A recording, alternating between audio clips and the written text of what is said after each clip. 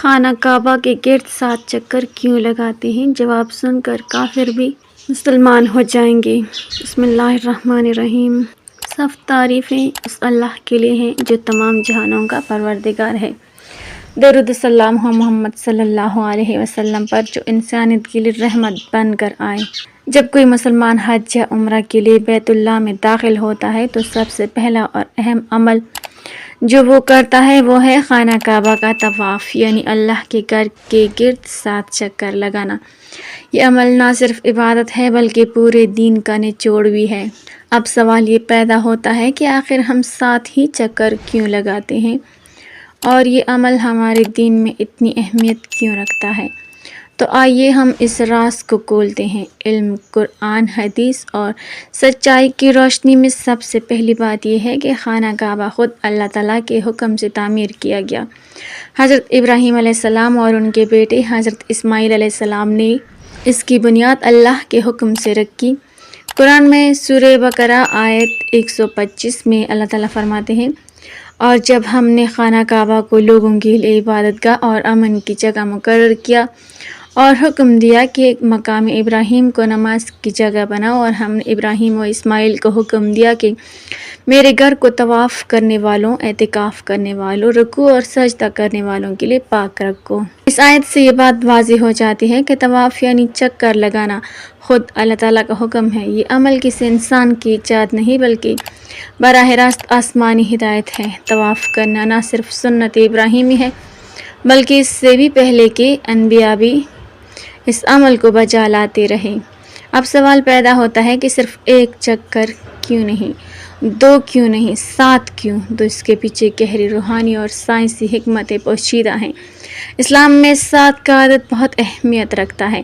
قرآن کریم میں 7 آسمانوں کا ذکر ہے۔ اللہ تعالیٰ نے فرمایا، اللہ وہ ہے جس نے 7 آسمان پیدا کیے۔ پھر قرآن میں 7 زمینوں کا بھی ذکر ہے۔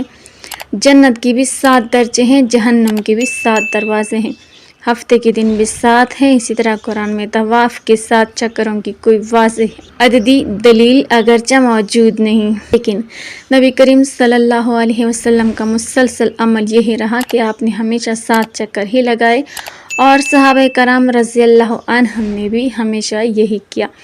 یہی سنت جاری رہی اور یہی دین کا حصہ بن چکی۔ طواف ایک مکمل روحانی مظہر ہے۔ جب ایک مسلمان کعبہ کے گرد گھومتا ہے تو گویا وہ یہ اعلان کرتا ہے کہ اس کی زندگی کا مرکز صرف اور صرف اللہ تعالیٰ ہے۔ وہ ہر چیز کو چھوڑ کر، ہر جانب سے ہٹ کر اللہ کے گرد گھومتا ہے۔ جیسے کہ کائنات کے سیارے سورج کے گرد گھومتے ہیں، جیسے کہ الیکٹرانک نیوکلیس کے گرد گھومتا ہے، ویسے ہی انسان اللہ کے گھر کے گرد گھوم کر اپنا عقیدہ، اپنی بندگی اور اپنی محبت کا ثبوت دیتا ہے۔ طواف ہمیشہ ضد گھڑی کی سمت ہوتا ہے، یعنی بائیں طرف سے، تاکہ انسان کا دل خانہ کعبہ کی طرف ہو۔ اس سے یہ ظاہر ہوتا ہے کہ طواف دل کے ساتھ کیا جاتا ہے، صرف جسم کے ساتھ نہیں۔ دل کو مرکز توجہ بنا کر اللہ کے گھر کے گرد گھومنا ایک علامتی عمل ہے کہ اللہ ہمارے دلوں پر غالب ہو، ہمارا دل صرف اسی کی طرف متوجہ ہو۔ طواف کرتے وقت اللہ کا ذکر کرنا، دعائیں مانگنا، توبہ کرنا، سبحانہ، یہ سب اس عمل کا حصہ ہیں۔ نبی کریم صلی اللہ علیہ وسلم نے فرمایا، جو شخص بیت اللہ کا طواف کرتا ہے اور ہر چکر میں اللہ کا ذکر کرتا ہے، اس کی گناہ ایسے معاف ہو جاتے ہیں جیسے ابھی پیدا ہوا ہو۔ یہاں ایک اور حقیقت بڑی اہم ہے، طواف صرف انسان نہیں کرتے، فرشتے بھی طواف کرتے ہیں۔ 7ویں آسمان پر ایک عظیم گھر ہے جسے بیت المعمور کہا جاتا ہے۔ حدیث کے مطابق نبی کریم صلی اللہ علیہ وسلم نے معراج کی رات بیت المعمور کو دیکھا، اور جب حضرت جبرائیل علیہ السلام سے پوچھا تو بتایا کہ یہ فرشتوں کا خانہ کعبہ ہے، جہاں روزانہ 70,000 فرشتے طواف کرتے ہیں، اور وہ دوبارہ کبھی اس میں نہیں آتے کیونکہ روزانہ نئے فرشتے اس میں داخل ہوتے ہیں۔ یعنی طواف صرف زمینی عمل نہیں بلکہ آسمانی عمل بھی ہے۔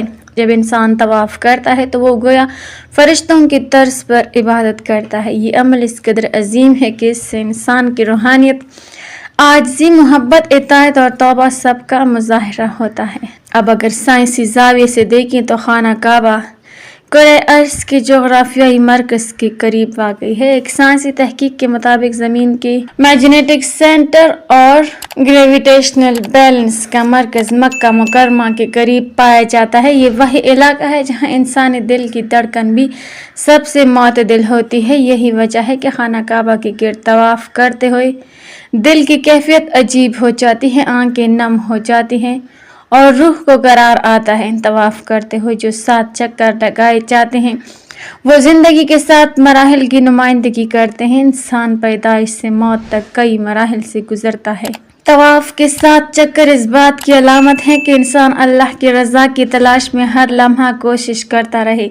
ایک اور اہم نکتہ یہ ہے کہ خانہ کعبہ کسی مخصوص قوم یا رنگ کے لیے نہیں بلکہ پوری انسانیت کے لیے ہے۔ قرآن میں اللہ تعالیٰ فرماتے ہیں، بے شک سب سے پہلا گھر جو لوگوں کے لیے مقرر کیا گیا وہ مکہ میں ہے، برکت والا اور جہان والوں کے لیے ہدایت ہے۔ اس آیت میں الناس یعنی تمام انسانوں کے لیے کہا گیا ہے۔ طواف انسانوں کو ایک پلیٹ فارم پر اکٹھا کر دیتا ہے۔ نہ کوئی بادشاہ نہ کوئی فقیر، سب ایک ہی لباس میں، ایک ہی انداز میں، ایک ہی منزل کے گرد ایک ہی رب کے لیے گھوم رہے ہوتے ہیں۔ طواف کا عمل ہمیں یہ بھی سکھاتا ہے کہ دنیا میں سب کچھ اللہ کے حکم کے تحت گھومتا ہے۔ سورج، چاند، سیارے، ستارے، ہوا، پانی، انسان سب کسی نہ کسی مدار میں ہیں، اور جب انسان خود اللہ کے گھر کے گرد گھومتا ہے تو گویا وہ یہ اعلان کرتا ہے، اے اللہ میں بھی تیرے بنائے ہوئے نظام کا حصہ ہوں، میں بھی تیرے اطاعت میں ہوں۔ آخری بات یہ ہے کہ طواف کا مقصد صرف جسمانی حرکت نہیں بلکہ روحانی سفر ہے۔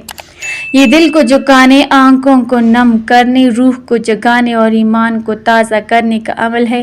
یہ عبادت کا عروج ہے اور محبت کا معراج۔ جب کوئی غیر مسلم یا کافر ان باتوں کو غور سے سنتا ہے کہ ایک مسلمان صرف چکر نہیں لگا رہا بلکہ پوری کائنات، پورے علم اور مکمل بندگی کو ایک علامتی عمل میں سمو رہا ہے، تو وہ یہ ضرور سوچنے پر مجبور ہو جاتا ہے کہ یہ دین سچا ہے، یہ نظام ربانی ہے، یہ عمل فطری ہے، اور بہت سے لوگوں کے ایمان کی شروعات یہیں سے ہوتی ہے۔